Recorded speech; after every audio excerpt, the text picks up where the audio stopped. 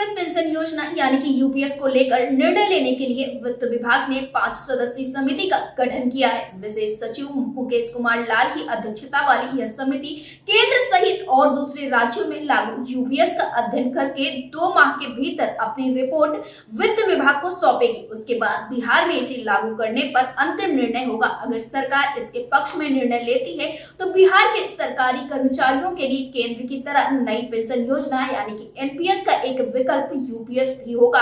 केंद्र में इस साल से 1 अप्रैल से ही यूपीएस प्रभावी हो चुका है। उसके बाद केंद्र सरकार ने राज्यों से इसे लागू करने का आग्रह किया है, लेकिन आपको बता दें कि कर्मचारी जो हैं वो यूपीएस बेहद ही नाराज नजर आ रहे हैं, क्योंकि एक तरफ जहां कर्मचारी एनपीएस से नाराजगी जता रहे थे तो सरकार यूपीएस जैसी योजना लेकर आई, लेकिन कर्मचारियों का यही कहना है कि जो यूपीएस है वो एनपीएस से भी ज्यादा घातक है। इससे कर्मचारियों का कोई फायदा नहीं होने वाला है। जहां पेंशन को बुढ़ापे की लाठी बताया जाता है तो वहीं पर एनपीएस और यूपीएस को कर्मचारी कह रहे हैं कि ये हमारे लिए बेहद ही घातक साबित होगी, और अगर एनपीएस और यूपीएस लागू होता है तो इससे कर्मचारियों को तो नहीं लेकिन बड़े बड़े पूंजीपतियों को जरूर फायदा होगा, क्योंकि दोनों ही योजनाएं बाजार आधारित योजनाएं हैं। और यही कारण है कि कर्मचारी पुरानी पेंशन की लगातार मांग कर रहे हैं, क्योंकि पुरानी पेंशन एकमात्र ऐसा सहारा है जो कर्मचारियों की बुढ़ापे की लाठी है। आपको बता दें, जब सरकार ने यूपीएस का शगुफा जारी किया तब से ये कर्मचारी लगातार इसका विरोध करते हुए आए और 2023 में इसको लेकर एक बड़ा प्रदर्शन भी देखने को मिला,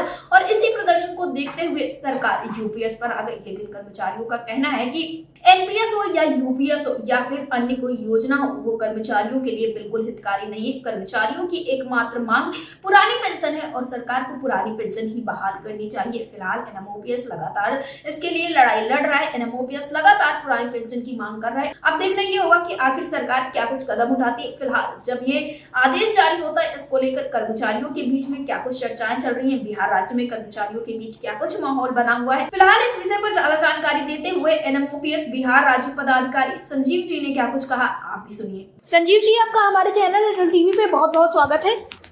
जी बहुत बहुत धन्यवाद। संजय जी, जिस तरह से देखने को मिल रहा था कि लगातार कर्मचारी यूपीएस का विरोध कर रहे थे और कर्मचारियों का यही कहना था कि यूपीएस बिल्कुल भी सही नहीं है, वहीं दूसरी तरफ देखने को मिल रहा है कि नीतीश सरकार जो है वो 5 सदस्यीय समिति बनाने का प्रयास कर रही है और ऐसा कहा जा रहा है कि बहुत जल्दी बिहार में भी यूपीएस लागू होता हुआ नजर आएगा। तो इस चीज से कर्मचारियों में कैसा माहौल देखने को मिल रहा है इस वक्त पर?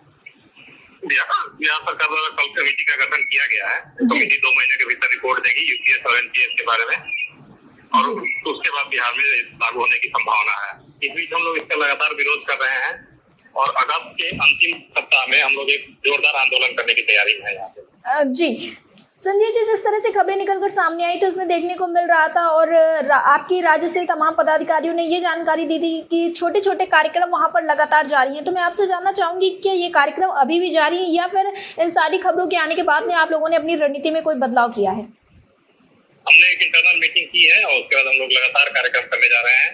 पहले जिला स्तर से कार्यक्रम होगा, प्रमंडल स्तर पे होगा और उसके बाद यहाँ राज्य स्तर पे पटना में एक जोरदार रैली होगी अगस्त के अंतिम सप्ताह में। जी संजय जी, जैसा कि सरकार ने यूपीएस के ऊपर के लिए बात कह दी है, क्योंकि अप्रैल में जहां केंद्र सरकार के कर्मचारियों के लिए लागू हुई थी, वहीं अब हर एक राज्य में भी सरकार यूपीएस लागू करने के लिए बात कर रही है, जिसमें कर्मचारियों के लिए अब यूपीएस का भी विकल्प शामिल होगा। लेकिन जो पुरानी पेंशन की मांग है वो लगातार बनी हुई है। ऐसे में देखने को मिल रहा है कर्मचारी अब भी कह रहे हैं कि उन्हें पुरानी पेंशन ही चाहिए, और दूसरी तरफ सरकार एनपीएस और यूपीएस के फायदे गिनवाती हुई नजर आ रही है। देखिए, जहाँ तक हम लोगों का यूपीएस के विरोध का सवाल है, तो आप देख सकते हैं सरकार का आंकड़ा भी बता रहा है कि पूरे देश में 1 अप्रैल से यूपीएस लागू है केंद्र सरकार के कर्मचारियों के लिए, लेकिन अभी तक 2% कर्मचारियों ने भी इसे ऑप्ट नहीं किया जी। आज के डेट तक 2% कर्मचारियों ने इसे ऑप्ट नहीं किया। इसका डेडलाइन भी समय तक समाप्त होने वाला है जी। हो सकता है केंद्र सरकार इसे और आगे बढ़ाए।